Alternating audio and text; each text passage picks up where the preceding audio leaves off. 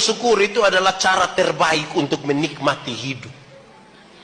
Orang kalau tidak tahu bersyukur tidak akan pernah nikmati hidup. Hati manusia ini kan lebih besar dari isi dunia. Artinya, ini dunia dan segala isi taruh di manusia, juga nanti kita rasa kurang. Karena manusia selalu tidak puas. Dia jalan kaki, dia berdoa dengan Tuhan.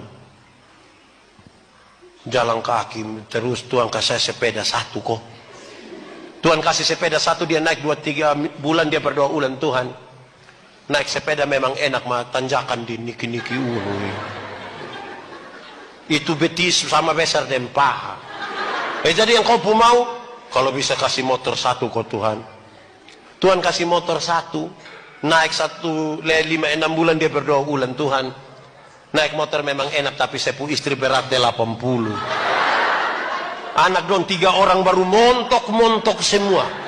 Setiap kali motor bunyi dong 4 mau naik, Tuhan. Jadi motor bawa masalah baru dalam kami puruma. Jadi yang kau mau, kalau bisa oto satu kok Tuhan. Pick up juga baik. Tuhan kasih oto satu, naik 1 tahun dia berdoa ulang, Tuhan.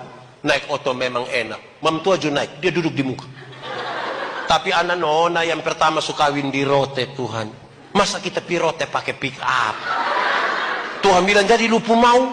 Kalau bisa kapal feri bisa. Tuhan kasih kapal feri satu, dia pirote, lihat cucu, lihat anak mantu, lihat anak kandung, pulang dia bertuhan. Nah feri memang sampai rote, mas sampai di puku afu. Jadi yang kau mau? Kalau bisa helikopter satu. Tidak salah juga, karena kita mintanya kepada Tuhan, tidak salah juga. Sikap kita terhadap berkat itu lebih penting dari berkat-berkat yang Tuhan kasih. Bersyukur dulu. Kita ini tiap harinya muka susah sengsara seterusnya. Sampai terakhir suruh foto juga hanya.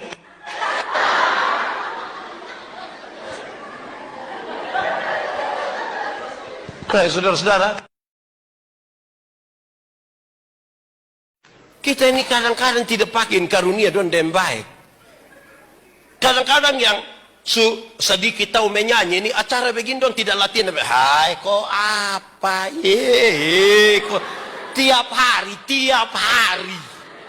Ini dia pemakam puji semula keluar ini. Di sini juga ada. Dia ada di sini.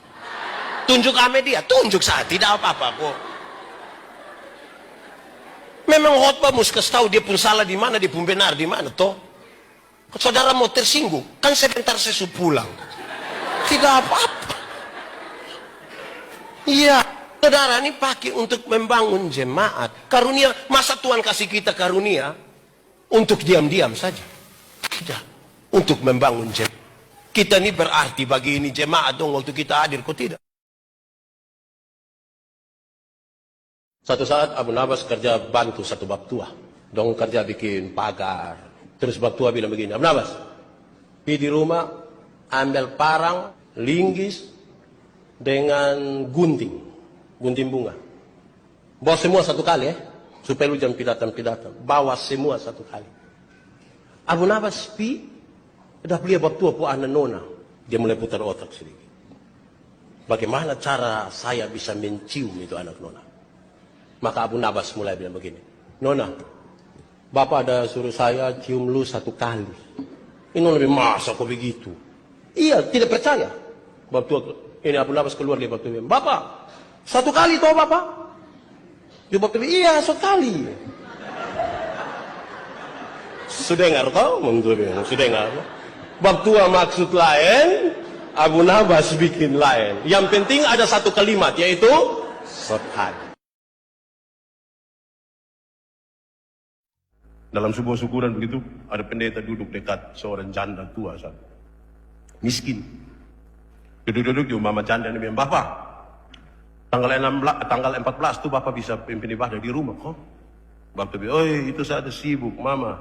Nanti pentua saya pimpin, Mama Iya, tidak apa-apa kok Mama. Oh, tidak apa-apa, Bapak. Yang penting kita ibadah. Dibagi makan, sedangkan duduk sama-sama, basa-basi Pak Pendeta bilang, Mama, kau mau acara apa kau ibadah? Mam tua bilang, oh tidak, Saya pula laki yang besar ini baru dilantik dari komisaris bank. Jadi rencana ada mau titip berkat sedikit. Pak Pendeta bilang, tanggal berapa dulu? Tanggal berapa, Mama? Mama tua bilang, tanggal 14. Oh, saya kira bilang tanggal 4.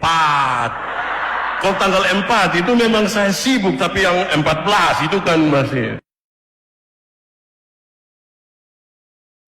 Komitmen ketika Tuhan setia pada janji keselamatan. Aku dan engkau pun setia pada kebenaran yang Dia perintahkan, tanpa excuse apapun untuk pembenaran diri. Tuhan tahu kok kita punya kelemahan. Jangan-jangan Tuhan pemaus tuh ini. Tetaplah teguh, tetaplah bertahan, tetaplah berjuang. Ada momen di mana badai dalam rumah tanggamu mungkin besar. Saya bilang itu salib, saudara. Ada momen di mana anak-anakmu menggoncang imanmu luar biasa pada persoalan mereka. Saya mau bilang itu salib, saudara. Ada momen pasanganmu barangkali membawa engkau pada kekelaman pergumulan dan berat tertati engkau.